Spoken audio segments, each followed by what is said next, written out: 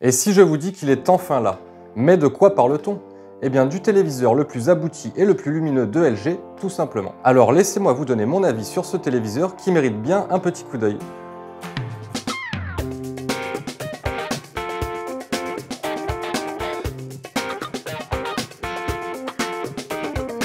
Bonjour à toutes et à tous et bienvenue sur Clubic. Comme chaque année, les constructeurs se livrent une rude bataille pour améliorer et enrichir leur gamme. LG a choisi d'opter pour une nouvelle stratégie avec ses téléviseurs OLED. La technologie Evo s'étend désormais à la série C avec le C2, alors que le G2 profite lui d'un nouveau dissipateur thermique censé nous apporter une meilleure luminosité et plus de dynamisme à l'image. Les nouveautés sont nombreuses pour le G2, à commencer par son design et par l'introduction de deux nouvelles diagonales très généreuses de 83 et 97 pouces et aussi du côté du processeur et des traitements vidéo.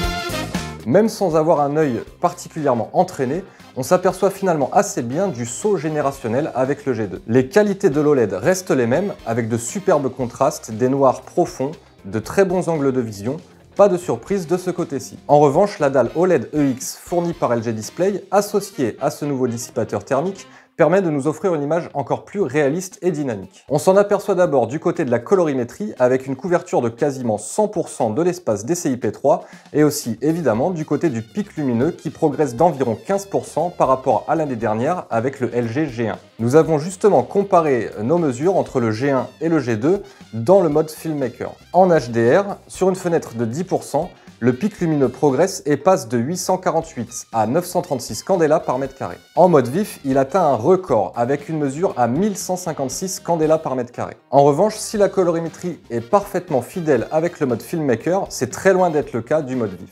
Quoi qu'il en soit, le rendu gagne en dynamisme et en détail, que l'on soit avec une source SDR ou HDR.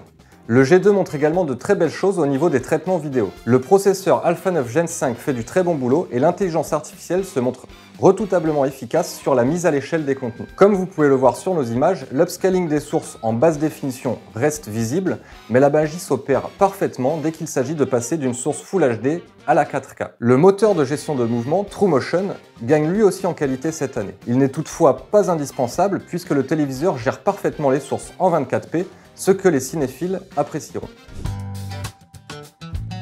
Depuis 2019, LG possède un autre atout de taille pour ses téléviseurs.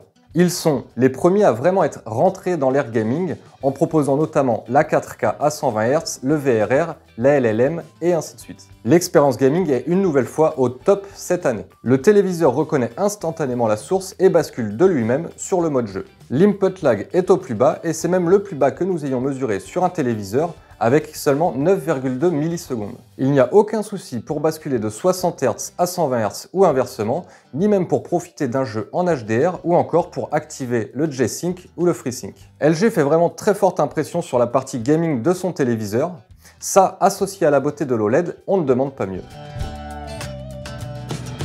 Quelques changements bienvenus sont à noter avec WebOS. L'interface est un peu plus aérée, mais surtout reste toujours aussi complète. Il est maintenant possible de créer plusieurs profils utilisateurs et de basculer de l'un à l'autre très facilement. Cette fonctionnalité est bien pratique pour avoir des recommandations personnalisées, mais aussi dans un usage familial, par exemple pour n'installer que le strict nécessaire à l'usage d'un enfant. On apprécie d'ailleurs le renforcement des paramètres familiaux, avec des options de protection, par exemple pour limiter le temps d'écran ou encore pour réduire la fatigue oculaire. Enfin, des fonctionnalités comme Screen Share, Multiview ou Caméra, histoire de connecter une webcam, couronnent le tout pour faire de ce téléviseur un modèle de polyvalence.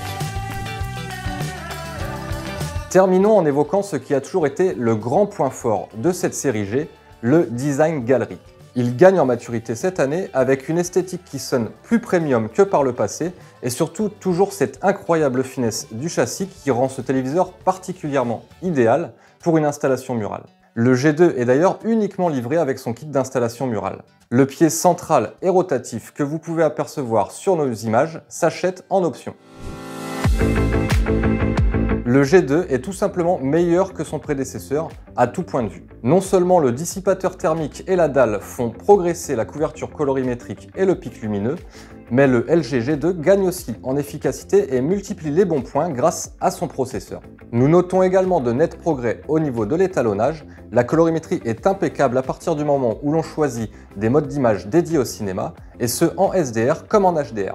Certains verront sans doute des fonctionnalités dispensables avec l'intelligence artificielle, mais elles s'avèrent redoutables pour analyser et améliorer l'image. Ajoutez à cela une partie gaming maîtrisée de bout en bout pour faire de ce modèle un excellent téléviseur aussi bien pour les joueurs que pour les cinéphiles.